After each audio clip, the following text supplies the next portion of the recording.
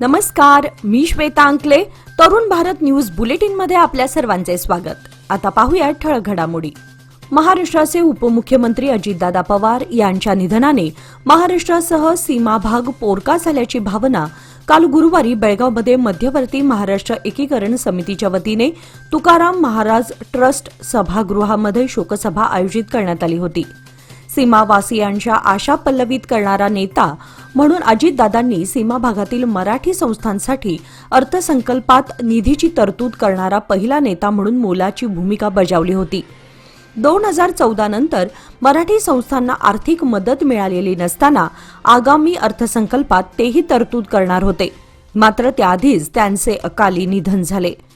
सीमा प्रश्नासाठी त्यांनी प्रामाणिकपणे व तळमळीने प्रयत्न केल्याचे वक्त्यांनी नमूद केले. त्यामुळे सीमा प्रश्न सुटणे हीच त्यांना खरी श्रद्धांजली ठरेल असा सूर उपस्थितांनी व्यक्त केला. मध्यवर्ती महाराष्ट्र एकीकरण समितीच्या वतीने तुकाराम महाराज ट्रस्ट सभागृहामध्ये आयोजित शोकसभेत माजी आमदार मनोहर किणेकर अध्यक्षस्थानी होते. त्यावेळी सरचिटणीस मालोजी अष्टेकर, खजिनदार प्रकाश मरगाळे, खानापूर तालुका मये समितीचे अध्यक्ष गोपाळ देसाई, अॅडव्होकेट एम.जी. पाटील, मदन बामणे, रामचंद्र मोदगेकर, धनंजय पाटील, शुभम शेळके आदींनी श्रद्धांजलीपर मनोगत व्यक्त केले. तसेच मालोजी अष्टेकर यांनी वाचन केलेल्या ठरावाला उपस्थितांनी हात उंचावून पाठिंबा दिला. बेळगाव शहरातील रिसालदार गल्ली येथील एका प्रसिद्ध हॉटेलमध्ये आज दुपारी अचानक आग लागली.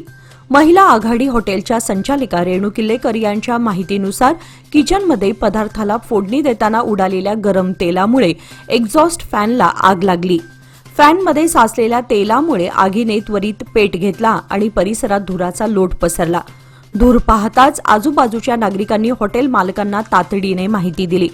हॉटेलमधील सुमारे 15 कर्मचाऱ्यांनी धाडसाने गॅस सिलेंडर्स सुरक्षित ठिकाणी हलवले आणि मुख्य विद्युत पुरवठा तातडीने बंद केला. या उपाययोजनांमुळे आग पसरली नाही आणि अग्निशामक दल येण्याआधीच परिस्थिती आटोक्यात आली. या घटनेमध्ये केवळ एक्झॉस्ट फॅनचे किरकोळ नुकसान झाले असून हॉटेलची इतर मालमत्ता सुरक्षित राहिली. सध्या हॉटेल पुन्हा नागरिकांच्या सेवेत सुरू असल्याचे समजते. बेळगाव तालुक्यातील खादरवाडी गावातील मच्छे पट्टण पंचायतीने प्रस्तावित कचरा डेपो विरोधात ग्रामस्थांनी तीव्र विरोध दर्शवला आहे. गावकऱ्यांचा असा ठाम दावा आहे की हा प्रकल्प लागू झाल्यास गावातील वातावरण दूषित होईल आणि सार्वजनिक आरोग्यावर गंभीर परिणाम होऊ शकतो.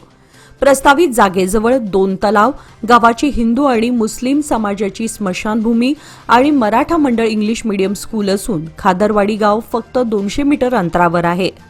कचरा डेपोमुळे जलस्रोत प्रदूषित होण्याची भीती व्यक्त केली जात आहे आणि शाळकरी मुलांचे आरोग्य धोक्यात येण्याची शक्यता आहे. सध्या ही जमीन जनावरांना चरण्यासाठी वापरली जाते, त्यामुळे चाराई सुद्धा प्रभावित होईल.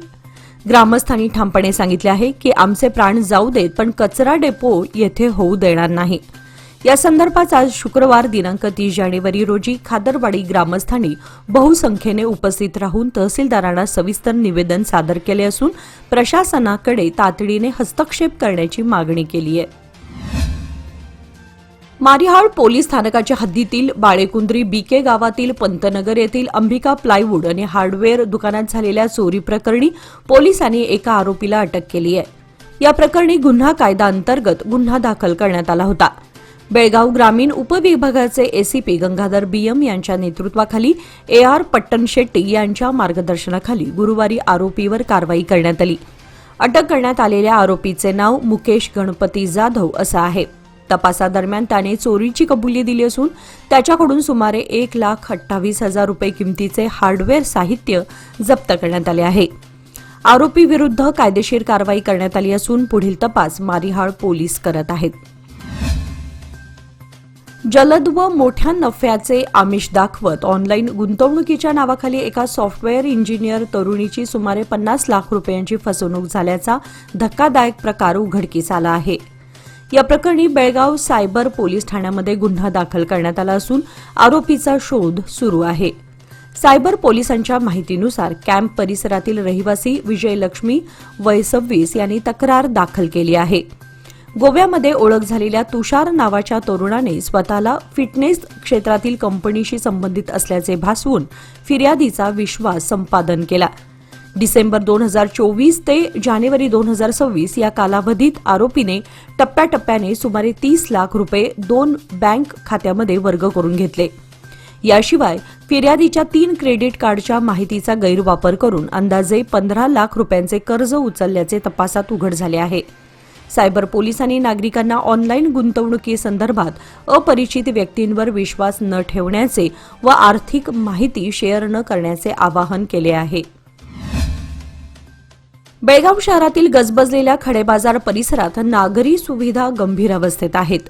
मुख्य रस्त्यालगत चालू असलेल्या ड्रेनेज लाईन दुरुस्तीचे काम खूप हळूहळू सुरू असून व्यापारी व नागरिकांचे दैनंदिन जीवन विस्कळीत झाले आहे. L&T कडून पाईपलाईन आणि दूरसंचार कंपन्यांकडून भूमिगत केबल कामे केल्या गेल्या, मात्र कामानंतर रस्ते पूर्वस्थितीत न आणल्याचा आरोप स्थानिकांकडून केला जातोय. काही ठिकाणी वापरात नसलेले पाईप्स रस्त्यालगत पडले असून खोदकामानंतर रस्त्यावर धूळ साचल्याने परिसर पूर्णपणे धुळीने झाकला आहे. यामुळे दुकानदार, ग्राहक आणि पादचाऱ्यांच्या आरोग्यावर नकारात्मक परिणाम होण्याची भीती व्यक्त केली जात आहे.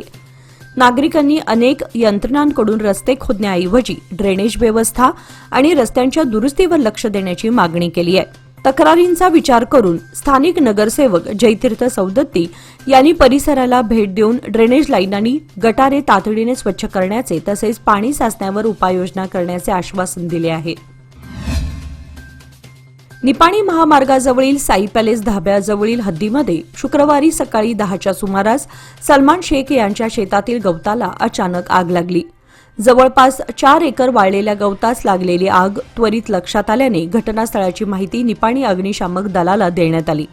निपाणी अग्निशामक दलाचे अधिकारी S.N. नागनुरे, M.B. मलगीमनी, C.M. Pawar, B.S. Bhajantri, B.K. दोनवाडे, V.B. Naik व L.B. भजंत्री यांनी एकत्र येऊन आग नियंत्रणात आणली.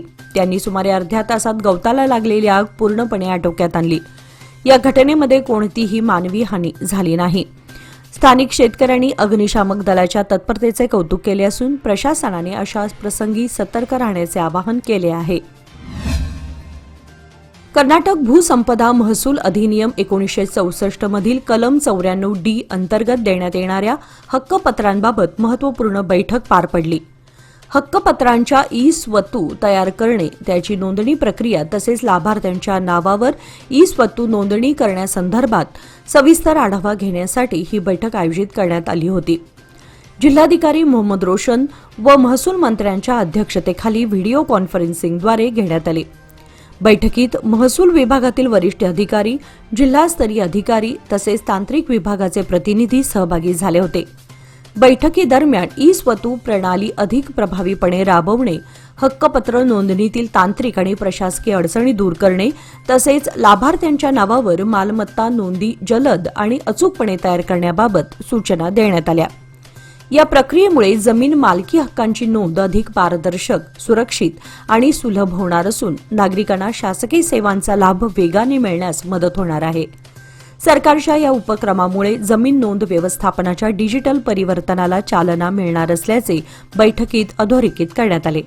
इन्व्हेस्टमेंट अशीच करणार ज्याने माझी हार्टबीट खूप अशी नाही होणार आणि म्हणून एक पार्ट FD मध्ये नक्की इन्व्हेस्ट करणार, कारण FD आहे तर स्टडी आहे. लोकमान्य FD सोबत मिळवा best interest rate. Lokmanya FD आहे तर स्टडी आहे.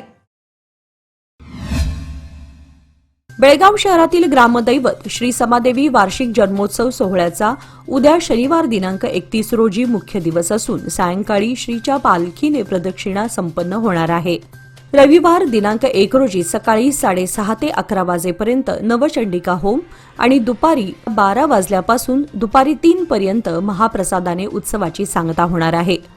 उद्या शनिवार सकाळी 6 ते 7 वाजता चौघडा व काकड आरती, सकाळी 7 ते 11 वाजेपर्यंत श्री समादेवी मूर्तीला महाअभिषेक, दुपारी 12 वाजता देवीला मिष्टान्न व महानैवेद्य, सायंकाळी 4 ते 8 वाजेपर्यंत श्री समादेवीची पालखी प्रदक्षिणा, त्यानंतर 5वी प्रदक्षिणा समादेवी गल्ली, गोंधळी गल्ली, गवळी गल्ली, नार्वेकर गल्ली करत श्री समादेवी मंदिराजवळ सांगता होईल. रात्री 8:15 वाजता सत्कार समारंभ आयोजित करण्यात आला असून यावेळी प्रमुख पाहुणे म्हणून महाराष्ट्र राज्याचे माजी शिक्षण मंत्री आमदार दीपक केसरकर सावंतवाडी, तर चंदगड नगरपंचायत नगराध्यक्ष आणि श्री संस्थान शांताश्रम वैश्य कुलगुरू मठ हळदीपूरचे माजी अध्यक्ष सुनील खानेकर यांचा सत्कार समारंभ आयोजित करण्यात आला आहे. या 2 दिवस होणाऱ्या कार्यक्रमाला समस्त भाविकांनी व समाज बांधवांनी मोठ्या संख्येने उपस्थित राहावे असे आवाहन अध्यक्ष महादेव गावडे यांनी केले आहे. बेळगाव येथील हिंडलगा येथे 22 फेब्रुवारी 2026 रोजी राष्ट्रीय पातळीवरील मॅरेथॉन स्पर्धेचे आयोजन करण्यात येणार आहे. हिंडलगा स्पोर्ट्स क्लबचे चेअरमन कर्नल मोहन नाईक यांनी फलक अनावरण प्रसंगी गावाचे नामांकन आंतरराष्ट्रीय स्तरावर प्रसिद्ध झालेल्या सुपुत्रांच्या गौरवासाठी असल्याचे सांगितले. फलक अनावरणासाठी प्रसिद्ध उद्योजक शिवाजीराव सडेकर, रायगड स्पर्धा विजेते विलास जानबा नाईक, डॉक्टर इस्माईल अंबी, उद्योजक परशुराम काकतकर, भीमसेना अध्यक्ष मनोज हितलमणी आणि निवृत्त कारागृह अधीक्षक उत्तम पाटील उपस्थित होते. प्रथम निवृत्त सुभेदार मेजर ऑनररी कॅप्टन चंद्रकांत कडोलकर यांनी प्रास्ताविक केले, तर स्वागत भाषण स्पर्धा प्रमुख प्रकाश बेळगुणकर यांनी केले. उपस्थित सभासद अनिल चौगुले, सुनील कुडचीकर, प्रथमेश नाईक, बाळू बेळगुणकर आणि सुरेश सांगावकर यांनी गुलाब पुष्प देऊन सर्वांचे स्वागत केले. उद्योजक शिवाजीराव सडेकर यांच्या हस्ते फीत कापून फलकाचे औपचारिक अनावरण करण्यात आले. ग्रामपंचायत सदस्य रामचंद्र कुद्रेमणीकर यांनी स्पर्धेची माहिती दिली, तर आकाश केणेकर यांनी टायमिंग शीपच्या वापरासह 3, 5 आणि 10 किलोमीटर धाव स्पर्धेचे आयोजन जाहीर केले. कार्यक्रमात मोठ्या संख्येने गावातील सेवानिवृत्त जवान आणि युवक उपस्थित होते, तर आभार निवृत्त सुभेदार major honorary captain Krishna Shahapurkar यांनी मानले.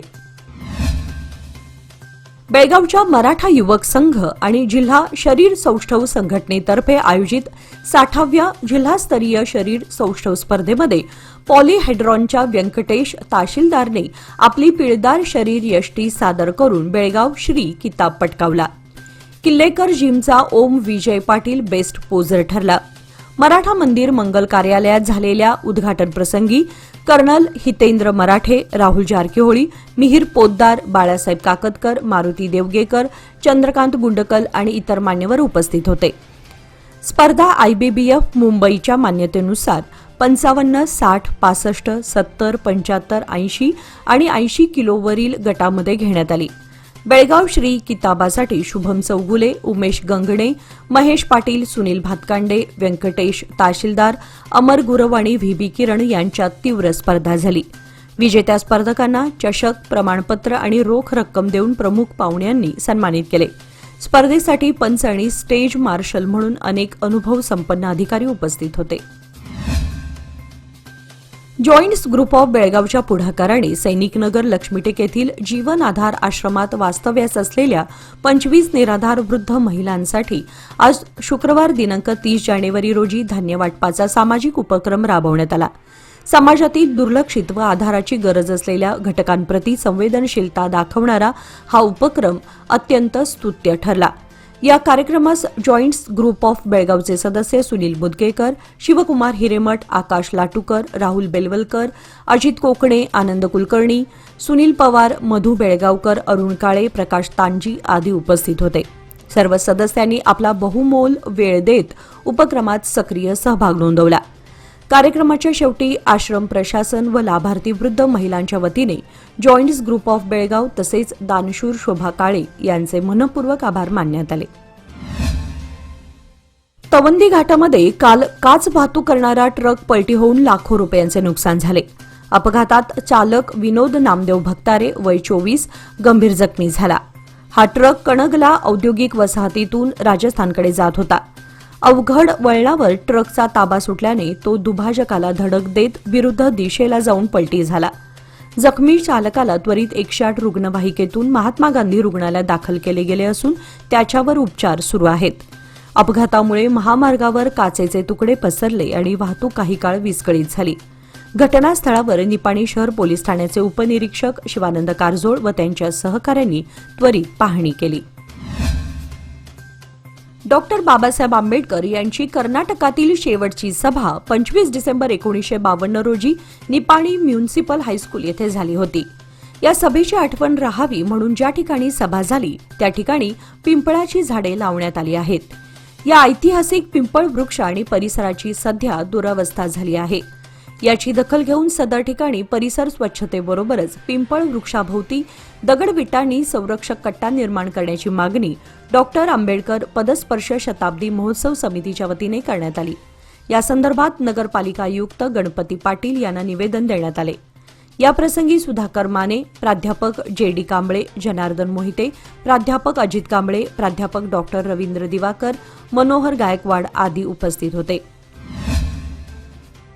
मोदगे, तालुका हुक्केरी येथील जागृत देवस्थान भावेश्वरी देवीची यात्रा महोत्सवाला 2 फेब्रुवारीपासून सुरुवात होणार आहे. प्रतिवर्षाप्रमाणे माघ पौर्णिमेनंतर बेळगावसह कर्नाटक, गोवा व महाराष्ट्र येथील लाखो भाविकांचे श्रद्धास्थान आहे. यात्रेला 2 फेब्रुवारीपासून प्रारंभ होणार आहे, तर 4 फेब्रुवारी रोजी यात्रेची सांगता होणार आहे. यात्रेच्या काळामध्ये विविध धार्मिक व सांस्कृतिक कार्यक्रम होणार आहेत. यात्रेला उत्तर कर्नाटकसह बेळगाव, महाराष्ट्र, गडहिंग्लज, कोल्हापूर, चंदगड व मुंबई भागातील लाखो भाविक देवीच्या दर्शनासाठी दरवर्षी यात्रेला येत असतात.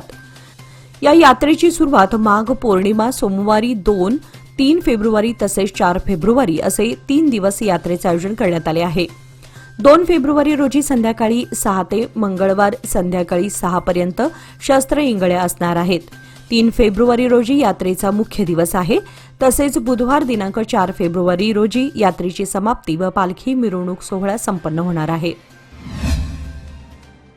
मंत्री शिवानंद पाटील यांच्या विरोधात अवमानकारक, मानहानीकारक व निंदनीय विधाने करू नयेत असा प्रतिबंधात्मक आदेश विजापूर शहराचे आमदार बसनगौडा पाटील यत्नाळ यांच्या विरोधात बंगळूर शहरातील 27वे अतिरिक्त शहर दिवाणी व सत्र न्यायाधीश यांनी दिला आहे.